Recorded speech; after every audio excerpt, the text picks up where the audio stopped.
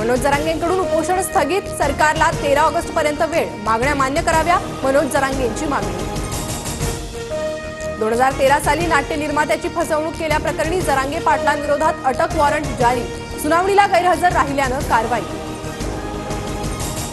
फडणवीसांचा डाव, मला जेलमध्ये टाकून मारण्याचा कट, ठाकरेंच्या नेत्याकडूनही माझ्या विरोधात तक्रार, जरांगेंचा आरोप, तर भाजपची एकही जागा निवडून येऊ देऊ नका, जरांगेंचं आवाहन। जनतेचं लक्ष विचलित करण्यासाठी जरांगेंचे आरोप, लोकांचे खाल्लेले पैसे परत द्या, ते तक्रार मागे घेतील, प्रसाद लाड यांची टीका।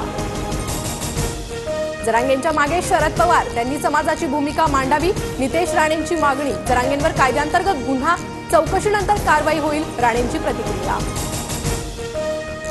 अजित पवारांच्या मदतीची भाजपला गरज, त्यांच्यावर टीका करणं टाळा, भाजप नेत्यांची संघाच्या पदाधिकाऱ्यांना विनवणी, सूत्रांची माहिती।